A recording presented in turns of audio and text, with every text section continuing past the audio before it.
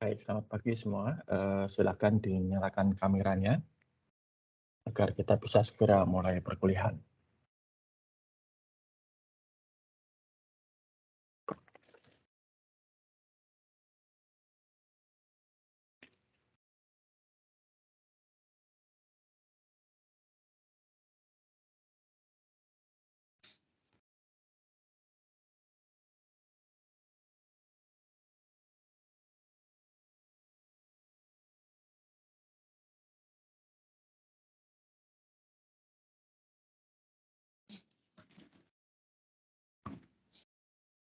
Sekali lagi, silakan dinyalakan kameranya agar kita bisa segera mulai perkuliahan.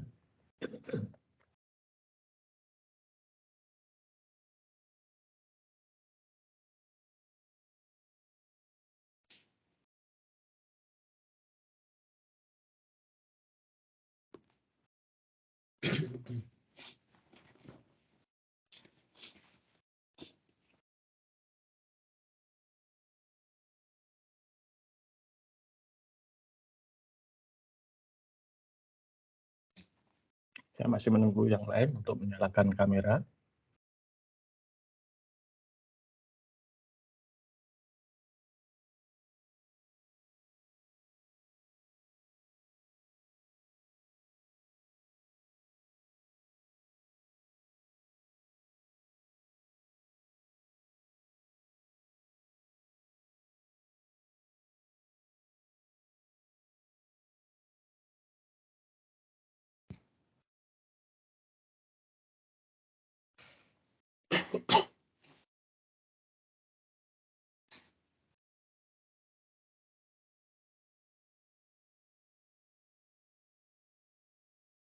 Baru 6 orang yang menyalakan kamera. Silakan yang lain segera menyusul untuk menyalakan.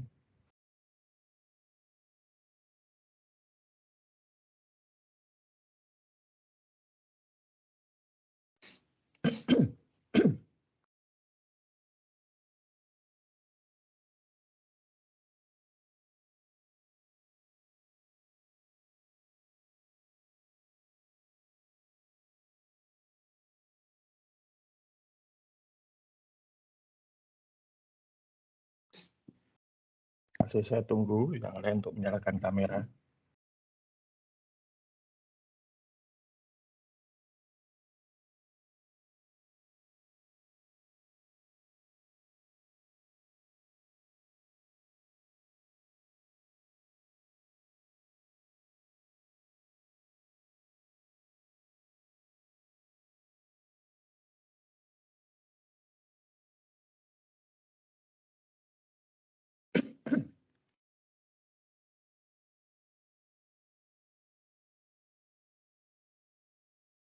Oke, selamat pagi semua. Seperti yang sudah saya sampaikan pada pertemuan yang lalu, hari ini kita akan membahas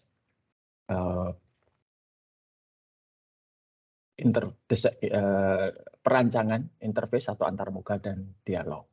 Ya. Jadi kalau Anda minggu yang lalu sudah mendapatkan topik mengenai perancangan formulir dan laporan, forms and report. Ya. Nah, interface dan dialog ini selangkah lebih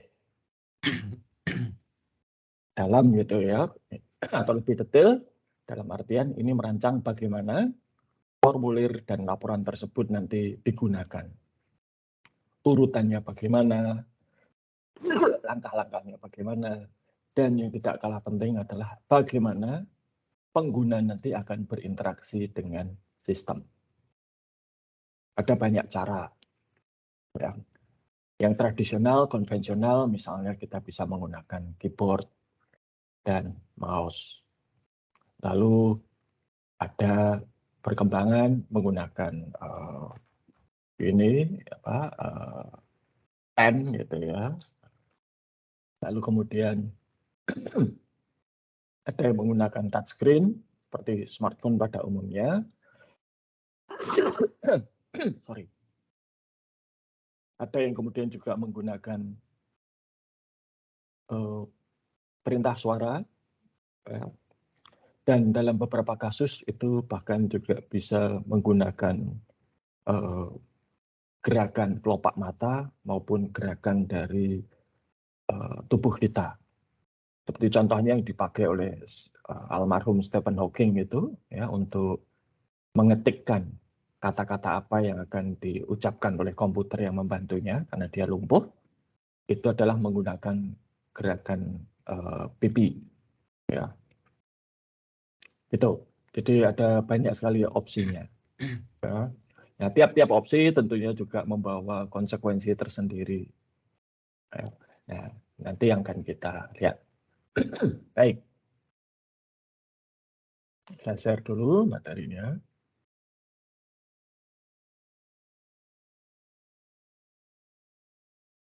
Apakah sudah terlihat?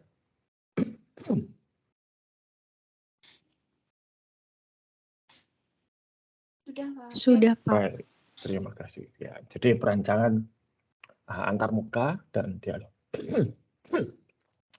Ini menjadi satu subdisiplin tersendiri gitu ya. Perancangan antarmuka dan dialog ini sering disebut sebagai UI UX. Ya, UI itu user interface, UX itu user experience.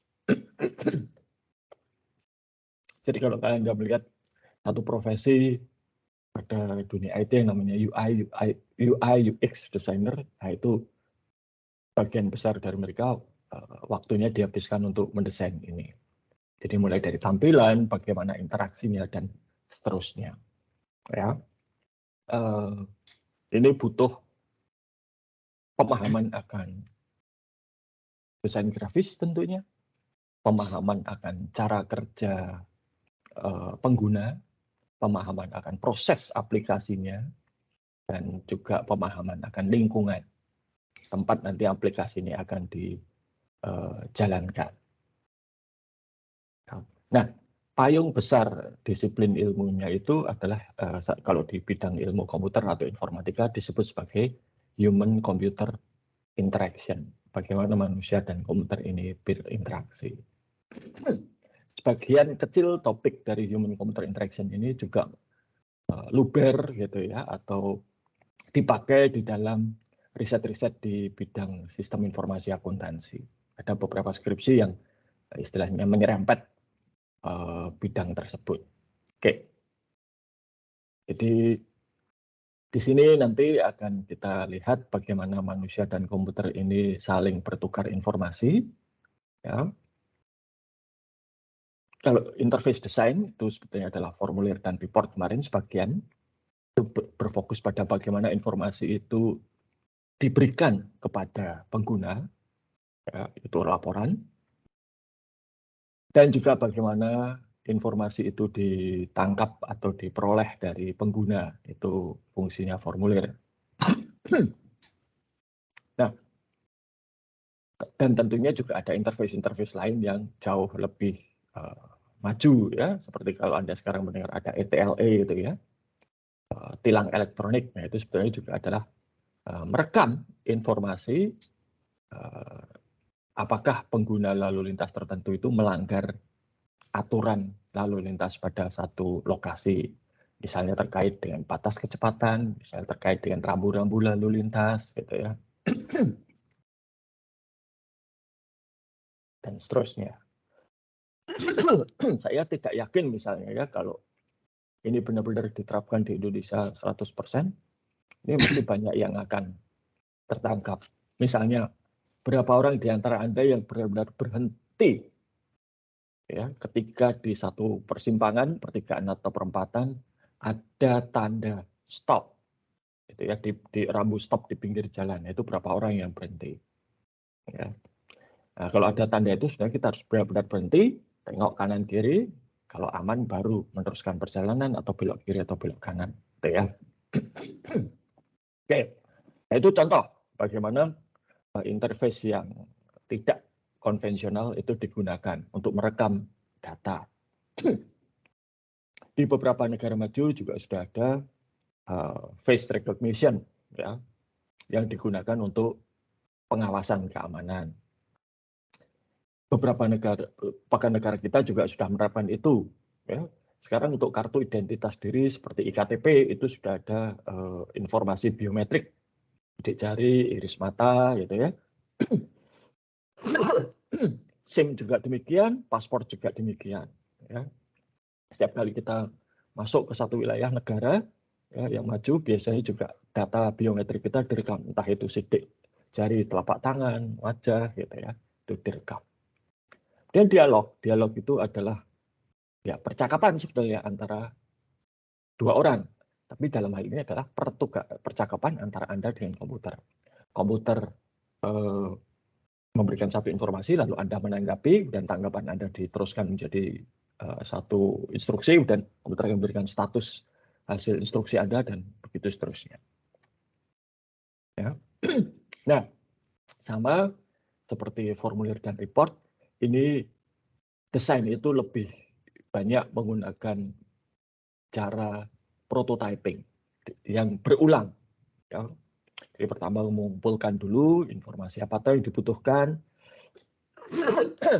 user interface maupun dialognya itu seperti apa, membuat prototype, diuji, lalu nanti hasil ujinya itu digunakan untuk merevisi, memperbaiki, diuji lagi, perbaiki, demikian seterusnya sampai dicapai kesepakatan. Ya, inilah user interface dan dialog yang sesuai dengan sistem yang sedang dikembangkan.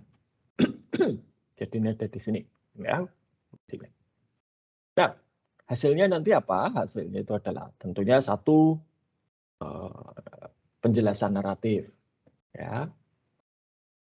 Yang kedua, contoh desainnya. Ketiga itu hasil uji, testingnya, dan usability, penilaian usability. Ada skornya tersendiri itu. Ya. Maupun juga urutan dialog. Ya. Jadi bagaimana pengguna itu dapat berpindah dari satu tampilan ke tampilan berikutnya. Misalnya kalau Anda pesan barang di satu marketplace, yang pertama itu tentu mungkin ada tampilan login, setelah tampilan login itu menuju ke tampilan apa, mungkin katalog gitu ya, setelah menuju tampilan katalog, pilih barang, lalu ke tampilan apa, dan seterusnya. Ini contoh, ya tidak harus seperti ini, gitu ya, tapi ini contoh bagaimana daftar isi satu spesifikasi desain. Nah, kalau ini saya akan bicara sedikit mengenai usability assessment. Kalau ada orang atau istilah gitu ya mengatakan, oh satu program atau suatu teknologi itu user friendly. Nah, itu sebetulnya adalah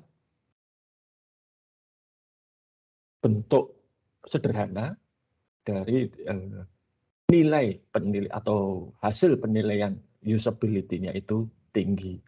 Ya, jadi ada itu perangkat untuk menilai usability dan ada skornya. Semakin tinggi itu bisa dikatakan semakin mudah digunakan. Nah, tapi mudah digunakan itu sebetulnya apa sih? Mudah digunakan itu artinya ya user tahu urutan-urutan langkahnya dengan mudah, bisa mengisikan informasi dengan baik, dengan kesalahan minimal, membantu mempercepat pekerjaan, ya, dan hasilnya akurat. Sebetulnya itu. Jadi yang dianggap mudah itu seperti itu. Oke. Nah, pertama kita sekarang akan melihat bagaimana metode dan alat-alat untuk interaksi. Ya, jadi interface itu adalah atau antarmuka itu adalah metode bagaimana seorang user berinteraksi dengan sistem informasi. Ada dua elemen yang harus dipertimbangkan di sini. Pertama itu adalah gaya interaksinya bagaimana. Dan kedua, perangkat yang mendukung gaya interaksi ini. Karena kalau misalnya saya ingin berinteraksi dengan suara, tapi tidak ada perangkat keras yang mendukung, komputernya nggak ada mic-nya, ya percuma. Ada mic-nya, tapi tidak ada metode untuk mengolah, menerjemahkan suara saya menjadi instruksi komputer, ya percuma juga. Oke. Nah, ada 5 gaya interaksi yang paling banyak digunakan. Yang pertama ini adalah command line. Command line ini menggunakan keyboard. Ya. Jadi kita mengetikkan perintah-perintah yang kita ingin komputer eksekusi. Bisa juga menggunakan shortcut, misalnya tekan tombol Ctrl C itu mengcopy, Ctrl V paste, gitu ya. Lalu ada interaksi bentuknya itu menu, ya, drop down menu maupun Anda klik menu tertentu, gitu ya, pilih. Ada yang formulir, ada yang berbasis objek, dan menggunakan bahasa natural atau bahasa yang kita gunakan sehari-hari. Oke, nah ini command language interaction. Generasi saya itu belajar komputer dimulai dengan kebanyakan ya, dimulai dengan satu sistem operasi yang namanya PC atau MS-DOS. Singkatan dari DOS itu Disk Operating System.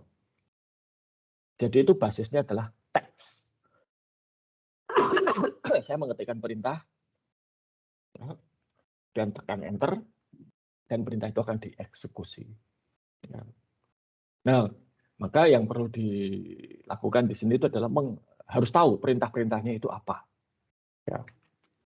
Lalu bagaimana cara perintah-perintah tersebut, dampak perintah-perintah tersebut, sintaksisnya, parameternya apa, dan lain sebagainya. Ini contoh. Ya, CP file doc ke new file doc ini artinya menyalin satu file bernama file doc ini ke file doc new file doc, satu file baru doc. Ya. Kemudian perintah CP itu singkatan copy.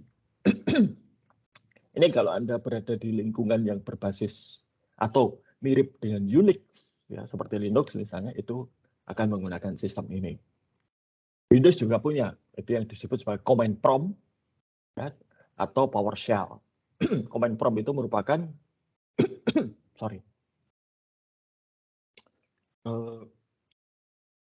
warisan dari zaman DOS. Jadi dulu Microsoft itu membuat DOS, Disk Operating System.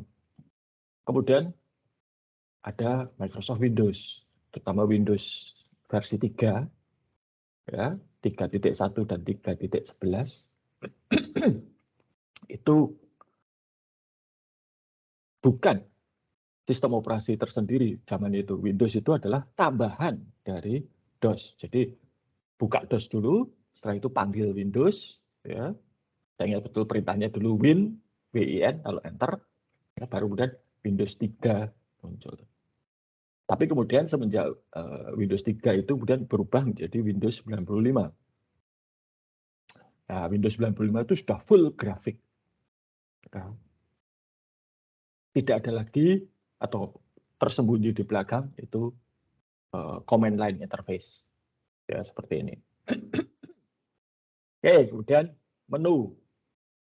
Ya, menu ini adalah kita, ya, seperti menu di restoran. Kita memilih perintah-perintah yang sudah tersedia.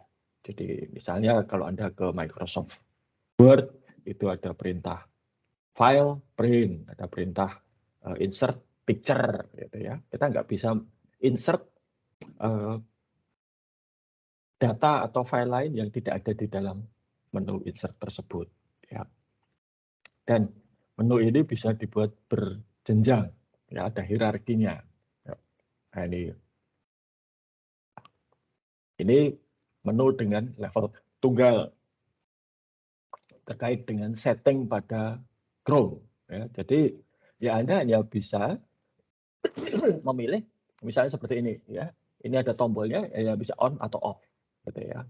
Lalu nanti kalau ada opsinya seperti ini, zoom-nya mau 100%, 75%, dan seterusnya. Nah, menu itu bisa single seperti ini, ya hanya di satu layar, atau linear sequence seperti ini, layar 1, layar 2, layar 3, tetapi linear, atau multi level tree menu seperti ini, multi tree menu dengan multiple parents, dan atau yang sudah tidak kelihatan parentnya yang mana. Nah, navigasi website itu biasanya berdasarkan multi-level tree menu ini. Jadi Anda bisa langsung loncat ke satu halaman tanpa harus melalui induknya. Oke. Lalu ada pop-up menu, Anda tahu itu yang tiba-tiba muncul di tengah-tengah gitu ya. Misalnya kalau Anda akan mencetak atau apa itu tiba-tiba bisa muncul pop-up menu. Bisa juga ini disebut sebagai dialog box. Contoh dialog box yang lain itu adalah kalau Anda akan mengganti kata tertentu atau menemukan kata tertentu ya di dalam MS Word. Lalu drop down itu ada menu kalau Anda klik tombol panah di sebelah kanan akan muncul opsi-opsi atau pilihan-pilihan yang bisa dipilih. Ya. Nah, ini ada sedikit panduan gitu ya untuk desain menu. Yang jelas kata-katanya harus punya arti, jangan yang ambigu gitu ya. Dan juga menggunakan tata bahasa yang baik dan benar. Dan pengorganisasiannya itu harus konsisten. Anda bisa lihat, misalnya semua produk Office ya, itu konsisten. Ada file, ada edit, ada insert, gitu ya, dan seterusnya. Meskipun nanti varian menu-menu itu bisa berbeda tergantung dari produknya. Misalnya kalau di Microsoft Access akan ada menu formulir dan report, di PowerPoint mungkin tidak ada. Gitu ya. Panjangnya ini juga harus kita pikirkan. Jangan sampai panjangnya itu melebihi panjang atau lebar layarnya. Ya, itu nanti akan merepotkan. Lalu bagaimana metode memilihnya, metode availability-nya, apakah satu menu itu tersedia atau tidak. Kalau tersedia mungkin tercetak hitam, tapi kalau tidak tersedia itu abu-abu misalnya. Kalau tidak aktif hilang misalnya, tapi kalau aktif muncul. Oke. Nah, terkait dengan menu ini itu ada beberapa pendekatan yang berbeda ya.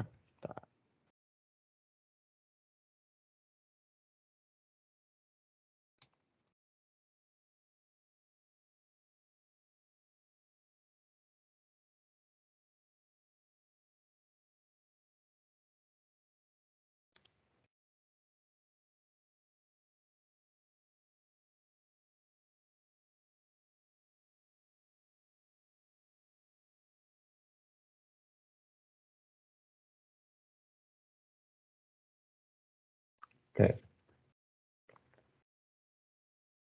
Sebentar ya.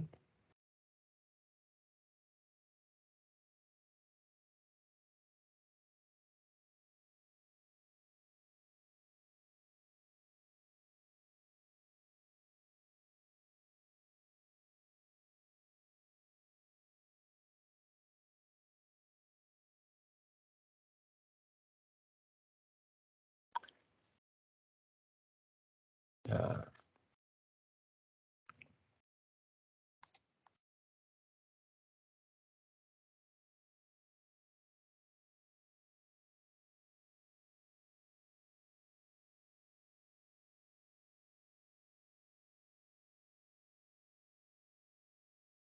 Ini saya akan tunjukkan dua apa istilahnya.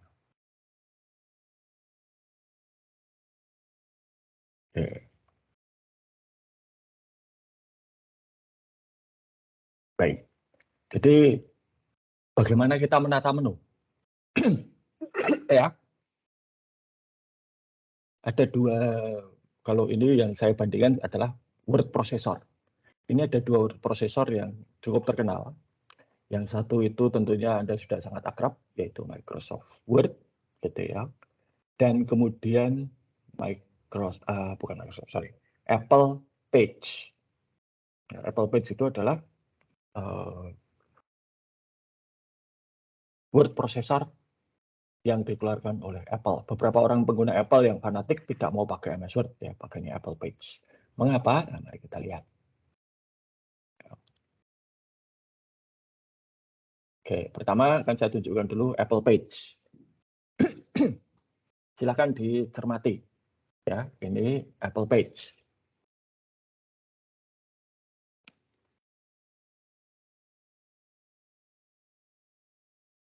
Sudah dilihat, diingat-ingat tampilannya? Masih butuh waktu?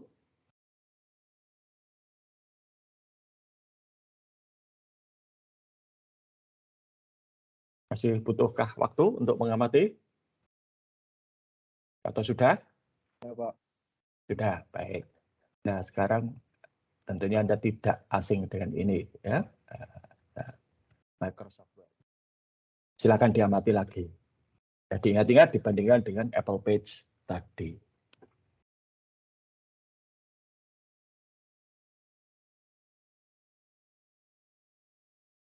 Oke, baik.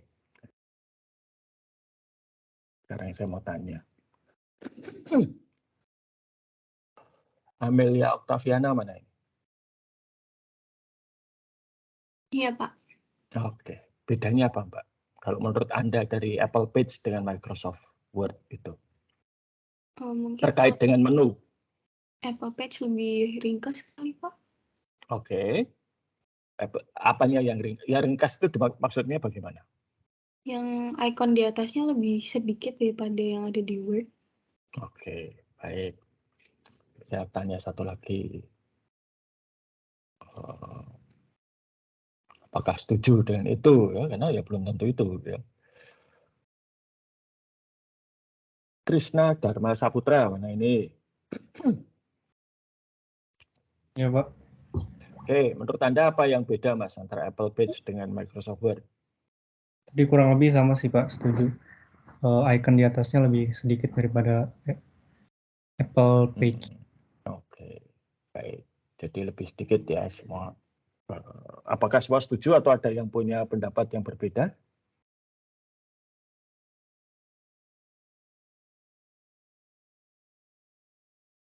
Enggak ada yang membantah ya?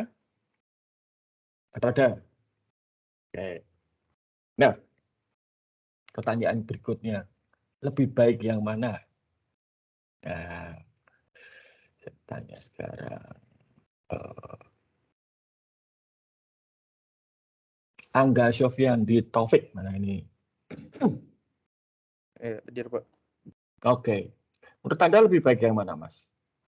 Kalau menurut saya lebih baik Microsoft Word, Pak, karena saya tidak pernah pakai Apple Page, Pak.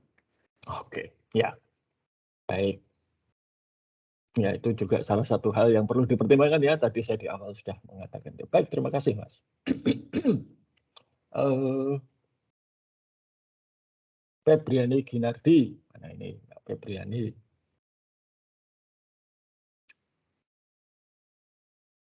Iya, Pak. Menurut Anda lebih baik yang mana? Kalau saya Word, Pak. Soalnya untuk keperluan kita sehari-hari lebih banyak format filenya pakai Word, Pak. Oke. Baik. Sebetulnya Apple Page itu juga bisa menghasilkan dokumen Docs ya, atau DocX sama. Itu tidak jauh berbeda dengan MS Word. Dia bisa baca file MS Word juga. Gitu ya. Oke. Nah,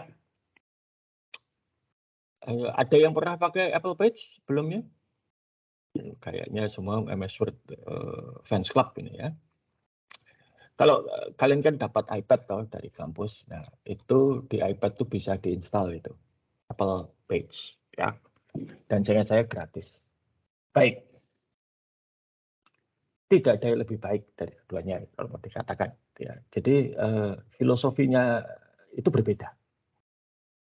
Cara Microsoft Word memandang user dengan cara Apple Page memandang user itu berbeda, dan ini merupakan cerminan perbedaan filosofi dari kedua perusahaan tersebut di dalam hal desain.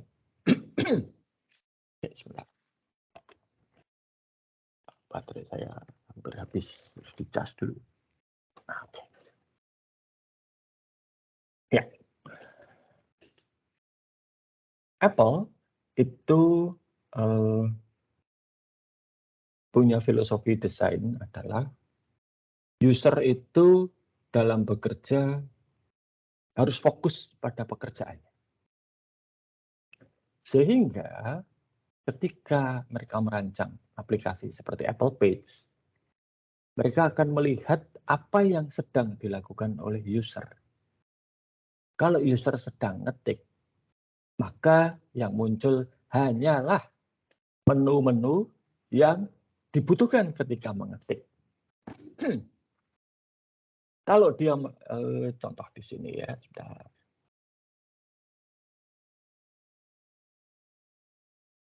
Contoh di dalam halaman ini, ya, yang saya tunjukkan ini. Nah ini, di sini user itu sedang mengedit.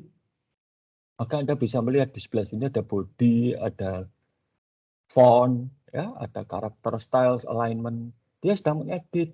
Dan apakah nanti akan dimasukkan dengan bentuk-bentuk, chart, tabel, atau yang lain-lain. Maka menu ini hanya inilah yang muncul. Nah, yang lain tidak, karena dia sedang mengedit.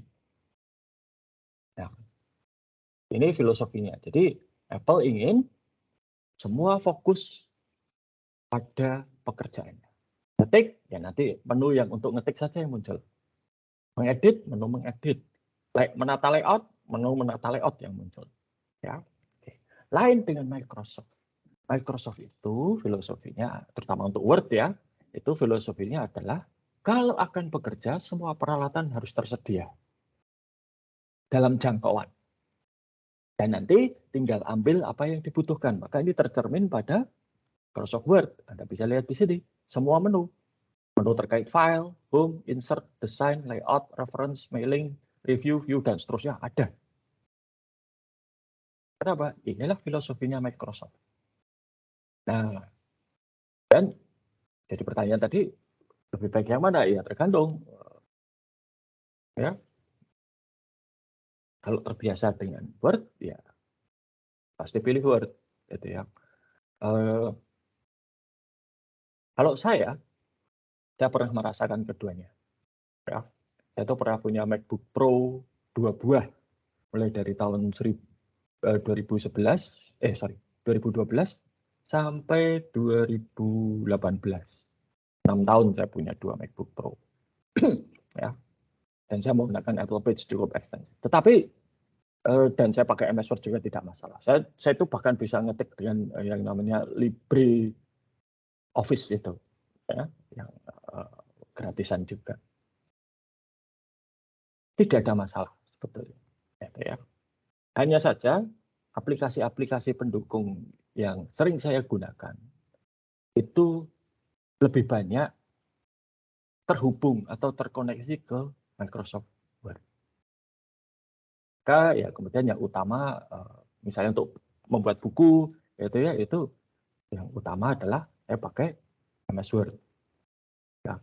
Tapi kalau Anda misalnya akan page setting atau type setting, saya nggak tahu sekarang masih dipakai atau nggak type setting itu karena sudah zaman digital ya. Itu program-programnya Apple tidak ada yang mengalahkan. Video editing demikian juga. Ya. Oke. Jadi itu ya. Kita lanjutkan dulu ke materi. Oke. Jadi kembali filosofi desainnya seperti apa. Ya. Ini contoh yang baik dan yang jelek gitu ya. Ini membuat menu dengan Microsoft Visual Basic.net atau dengan Access juga bisa. Ya. Dan interaksi formulir. Ya. Jadi bagaimana kita berinteraksi dengan formulir.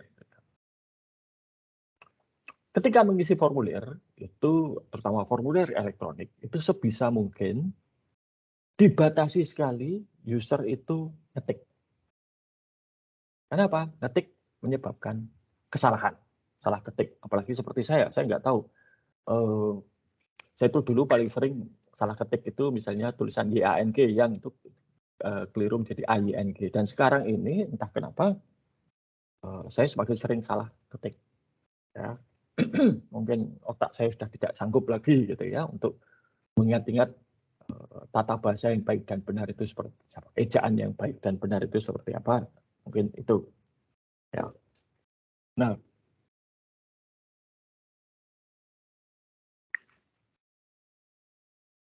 itu bagaimana interaksinya ya. Sehingga sebisa mungkin user ini diberi pilihan ya, yang sudah tinggal klik atau tinggal pilih ya. Nah seperti ini Ini ngetik ini agak banyak yang salah gitu ya. Tapi sekarang dengan metode seperti yang dilakukan oleh Google dengan menggunakan artificial intelligence, Google itu bisa menebak kalau kita salah mengetikkan kata, apakah kata yang dimaksud itu adalah misalnya AYNG tadi, apakah yang dimaksud itu yang YANG gitu kan. Nah, ini berdasarkan pola kesalahan yang sudah terjadi oleh jutaan orang berjuta-juta kali sehingga Google bisa menebak yang benar yang mana.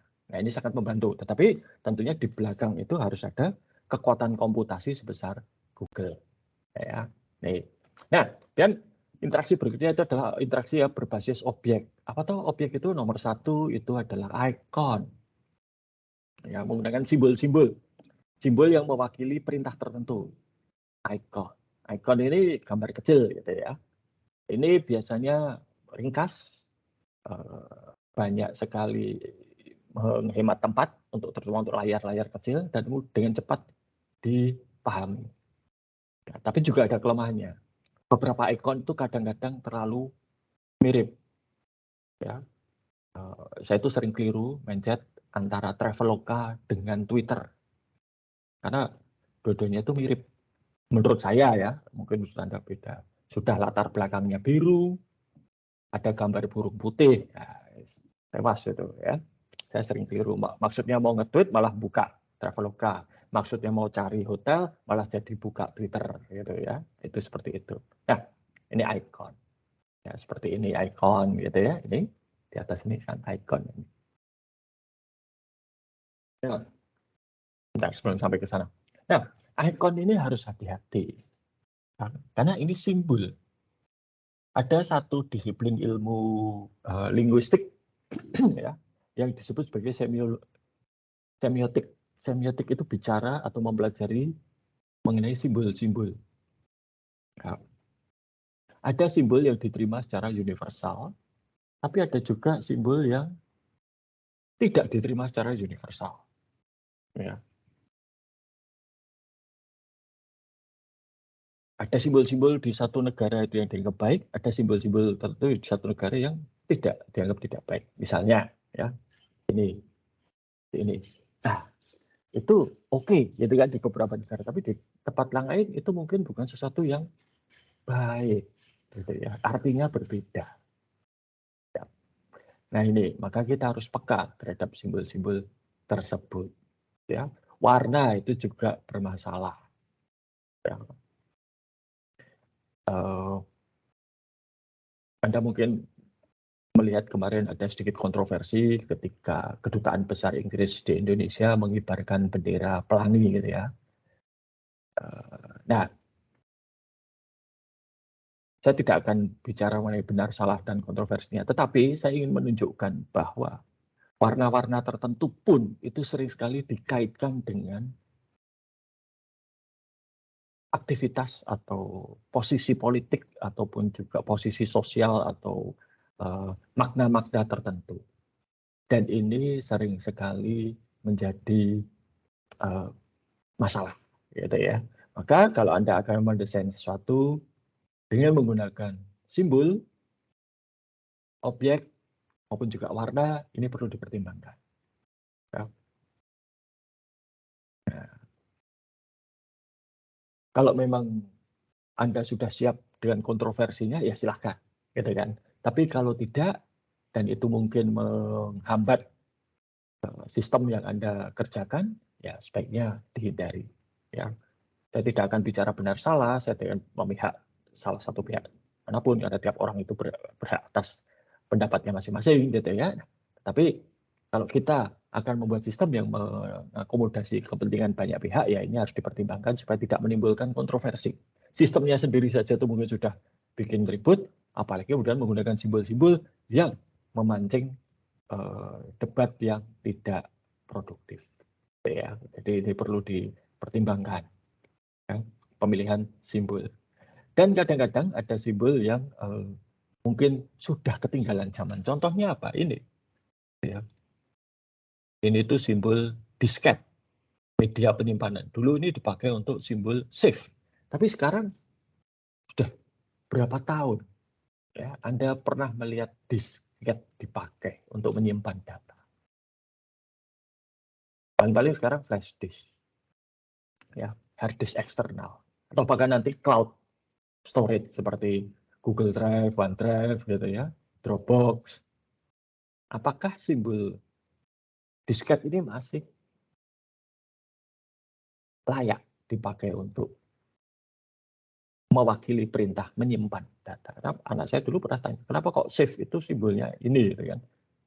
Saya harus cerita sejarah tentang disket, gitu ya, dan menunjukkan foto-foto disket zaman dulu yang saya bahkan sekarang sudah tidak punya itu di rumah. Ya. Oke, lalu interaksi dengan bahasa natural, bahasa yang kita pakai sehari-hari. Ya. Nah, ini bukan teknologi yang baru. Zaman tahun 2000-an itu Microsoft Office pun sudah ada fasilitas diktasi, mendikte. Jadi saya ngomong, Microsoft Word akan mengetikkan apa yang saya ngomong. Ini pernah saya coba, ya, dan tidak terlalu sukses karena itu pakai bahasa Inggris. Ada sih metode untuk melatih, gitu ya. Jadi saya harus mengucapkan kalimat-kalimat tertentu dan nanti direkam oleh Microsoft Word dan dianalisis.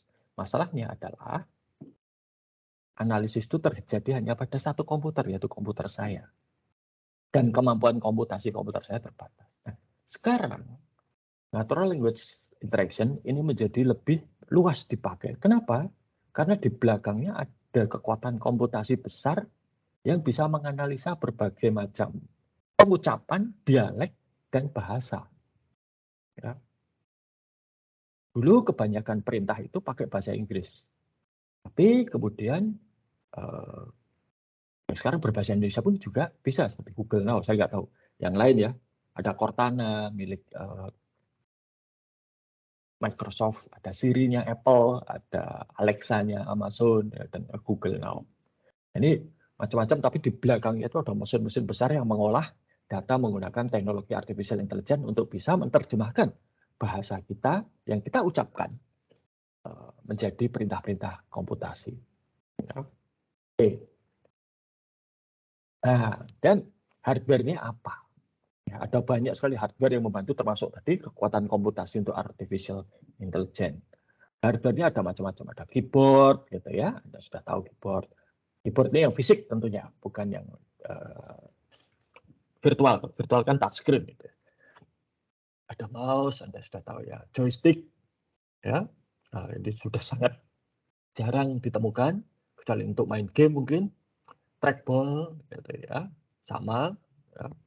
Touchscreen, light pen ini sekarang sudah agak jarang ya, tetapi perwujudan dari light pen ini sekarang ada di Apple Pencil atau S Pencil-nya Samsung gitu ya. Ada grafik tablet, itu Wacom itu biasanya digunakan untuk menggambar ya, dan ada suara. Ya. Nah ini permasalahan-permasalahan yang sering dihadapi dengan berbagai macam hardware.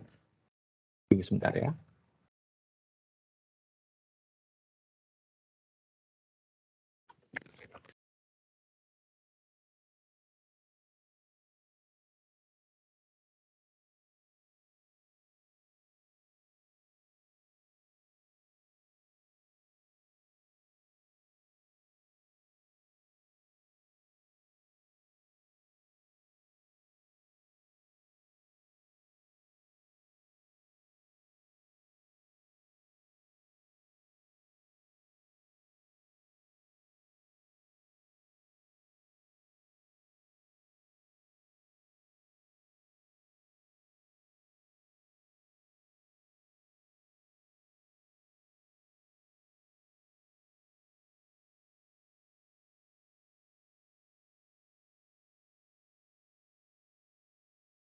Mohon maaf, tadi ada teknisi yang akan datang. Oke, jadi ini keterbatasannya ya. Saya kalau keyboard itu movement scaling. Ya. Artinya kalau Anda pakai MS Word itu kan misalnya mengetikkan panah ke kanan atau ke kiri itu hanya bisa berpindah satu karakter, pakai tab beberapa karakter. Gitu. Tapi nggak bisa misalnya pindah 1/4 karakter. Itu nggak bisa. Ya. Kecepatannya kalau keyboard itu cukup cepat. Ya. akurasinya ini ya. Dan ini ada banyak yang lain ya. Lalu ada masing-masing, nanti bisa dipilih sendiri ya. Nah, lalu bagaimana kita mendesain interface? Interface itu harus konsisten, harus standar ya. Dan ini bisa Anda lihat pada berbagai produknya Microsoft misalnya gitu ya, betapa mereka konsistensinya di sana. Ini contoh kalau ya pakai elektronik ya. Lalu juga langkah-langkahnya misalnya ngisi formulir saja, apa dulu yang harus diisi, nama misalnya, alamat dan seterusnya ya. Bagaimana mengeditnya dan seterusnya ya. Dan jangan lupa harus ada help-nya itu harus ada ya. Bisa help itu baca dulu, bisa juga help itu langsung otomatis muncul ketika terjadi kesalahan ya. Ini contoh.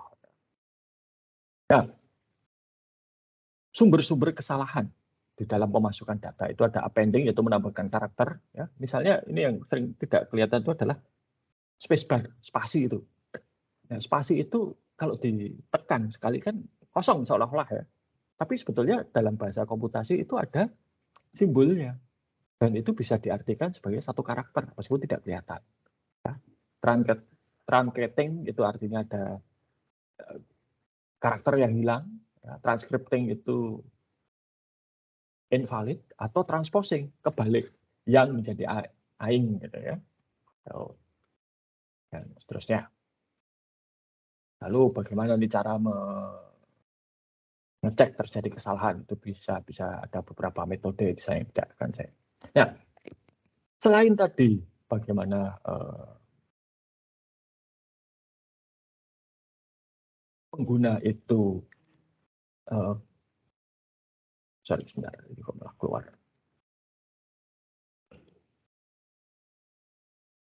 Bagaimana pengguna itu berinteraksi, sistem itu juga harus memberikan feedback, umpan balik.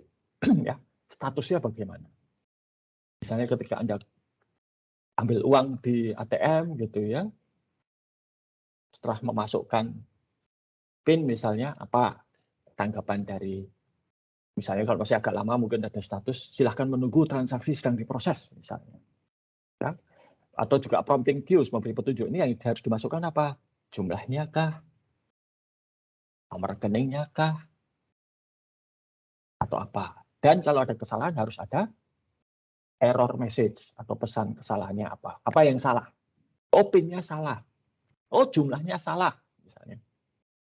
Mengapa salah? Melebihi batas atau saldo tidak mencukupi atau nomor rekeningnya benar tapi kode banknya keliru, tidak ditemukan nasabah tersebut kalau Anda transfer misalnya. Gitu. Ya. Dan di beberapa aplikasi, misalnya aplikasi berbasis web itu sudah ada error-error yang standar. Ya, maksudnya yang paling terkenal itu adalah error 404. Itu halaman web yang Anda cari tidak ada, gitu ya. Dan yang lain. Nah, dan bagaimana kita mendesain dialog? Ya, dialog itu adalah urutan-urutan tadi ya, bagaimana sistem itu berinteraksi dengan user. Sama ya, jadi seperti yang lain pakai prototype gitu ya, dan itu harus konsisten ya. Oke.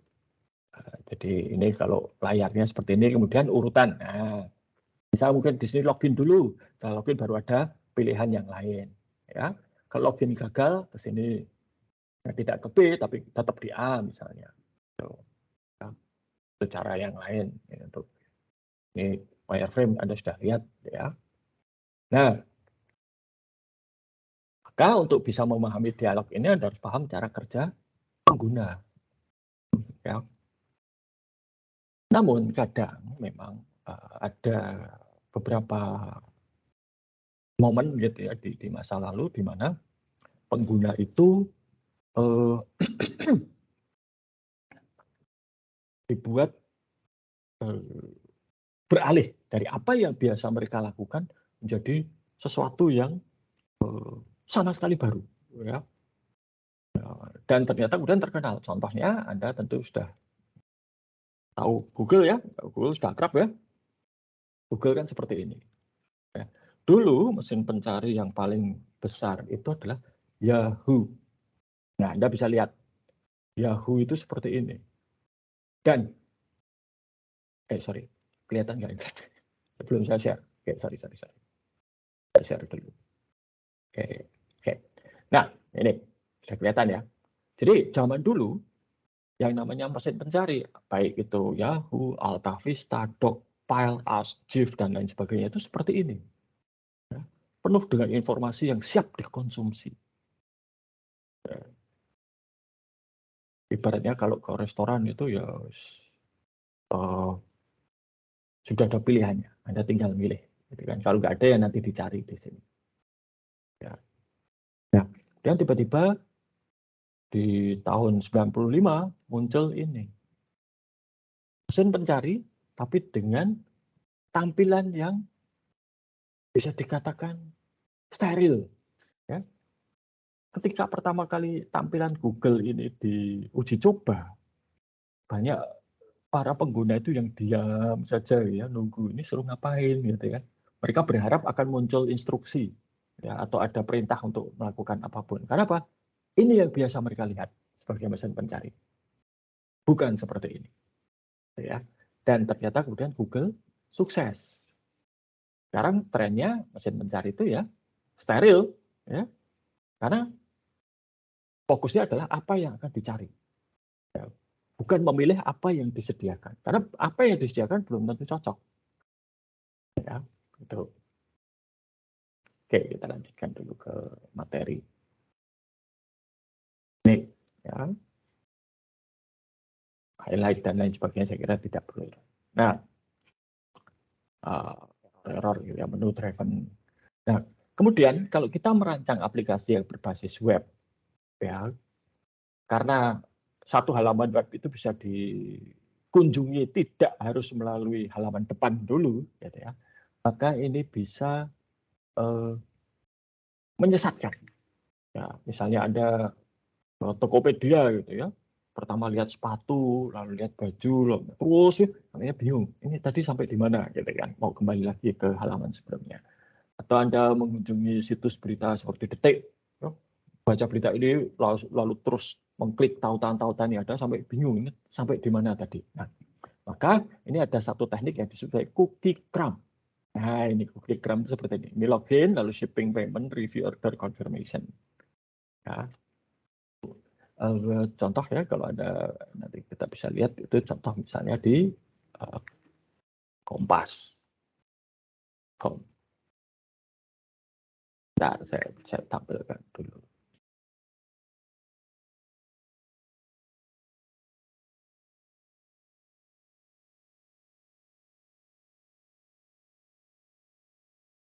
Oke.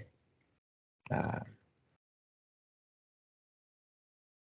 saya share dulu.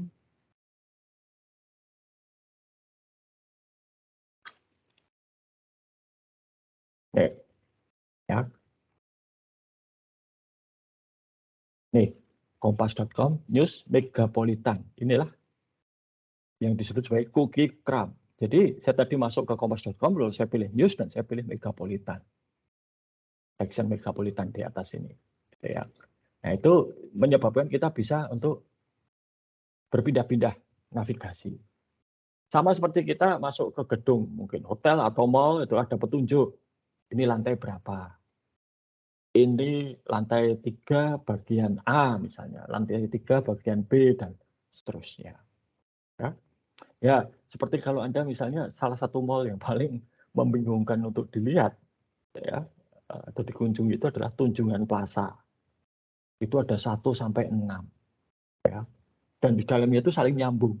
Sehingga harus ada petunjuk, ini Tunjungan Plaza yang keberapa, lantai berapa. Gitu ya. Nah, ini sama seperti itu kira-kira. Oke, sampai di sini dulu. Apakah ada pertanyaan?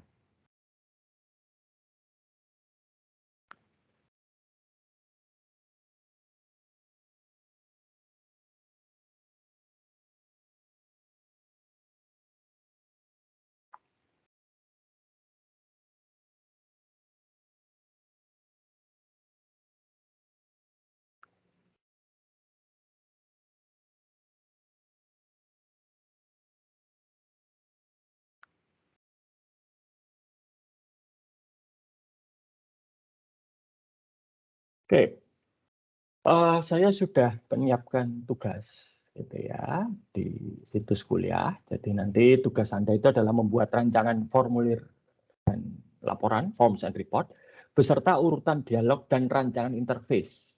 Ya. Nanti silakan merujuk pada bahan pertemuan 10 dan 11. Ya. Waktunya sampai tanggal 7 Juni. Ya, jadi ada waktu sekitar 2 minggu ya, untuk kelompok Anda mengerjakan. Ya. Itu jadi formulir dan report, lalu urutannya, jadi dialognya dan interface-nya. Ya. Dan tentunya harus ada penjelasannya ya, jangan hanya gambar-gambar saja. Gitu. Oke, ada yang akan ditanyakan?